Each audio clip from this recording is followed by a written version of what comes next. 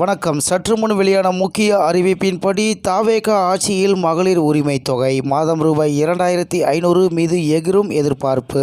உடனே கிடைக்குமா இல்ல பட்ஜெட்டில் அறிவிப்பா? உற்று நோக்கும் தமிழகம். செய்தியை முழுமையாக கேட்கறதுக்கு முன்னாடி நம்ம சேனலை சப்ஸ்கிரைப் பண்ணலாம். சப்ஸ்கிரைப் பண்ணிக்கோங்க. மறக்காம பெல் பட்டனை கிளிக் பண்ணிக்கோங்க. அப்பதான் நம்மளுடைய அப்டேட்டட் நியூஸ் உங்களுக்கு உடனுக்குடன் வந்து சேரும். தமிழக சட்டமன்ற தேர்தலில் தமிழக வெற்றி கழகம் தனி பெரும் கட்சியாக உருவெடுத்துள்ள நிலையில் அக்கட்சியின் தலைவர் விஜய் நாளை ஆளுநரை சந்தித்து ஆட்சி அமைக்க உரிமை கோருகிறார். இதற்கிடையே முதல்வர் மு.க. ஸ்டாலின் தனது பதவியை ராஜினாமா செய்துள்ளார். நடைபெற்று முடிந்த சட்டப்பேரவை தேர்தலில் தமிழக வெற்றி கழகம் அதாவது த.வே.க. அமோக வெற்றி பெற்றுள்ளது. த.வே.க. சட்டமன்ற குழு தலைவராக ஒருமனதாக தேர்ந்தெடுக்கப்பட்டுள்ள விஜய் நாளை ஆளுநர் சந்தித்து ஆட்சி அமைக்க உரிமை கோருகிறார். இதனிடையே முதல்வர் மு.க. ஸ்டாலின் தனது ராஜினாமா கடிதத்தை ஆளுநரிடம் வழங்கினார். புதிய அரசு பதவியேற்கும் வரை அவர் காபந்து முதலமைச்சராக நீடிப்பார் என ஆளுநர் மாளிகை தெரிவித்துள்ளது. தமிழகத்தில் ஆட்சி மாற்றம் உறுதி செய்யப்பட்டுள்ள நிலையில் திமுக ஆட்சியில் வழங்கப்பட்ட கலைஞர் மகளிர் உரிமை தொகை திட்டம் தொடருமா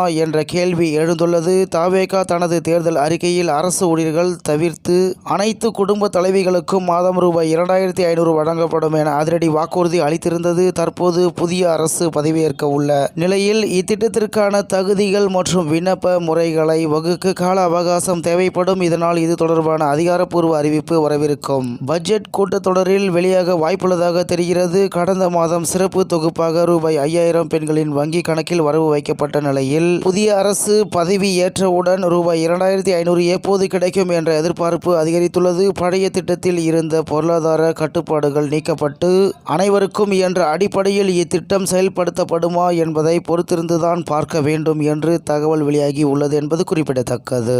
இந்நிலையில் தமிழக சட்டமன்ற தேர்தலில் தமிழக வெற்றி கழகம் தனிப்பெரும் கட்சியாக உருவெடுத்துள்ள நிலையில் அக்கட்சியின் தலைவர் விஜய் நாளை ஆளுநரை சந்தித்து ஆட்சி அமைக்க உரிமை கோருகிறார் என்று தகவல் வெளியாகி உள்ளது என்பது குறிப்பிடத்தக்கது. இத்துடன் இன்றைய முக்கிய செய்தி நிறைவு பெறுகிறது. மேலும் இது போன்ற செய்திகளை உடனுக்குடன் தெரிந்து கொள்ள ஆர்கே நியூஸ் தமிழ்நாடு சேனலுடன் இருங்கள். நன்றி, வணக்கம்.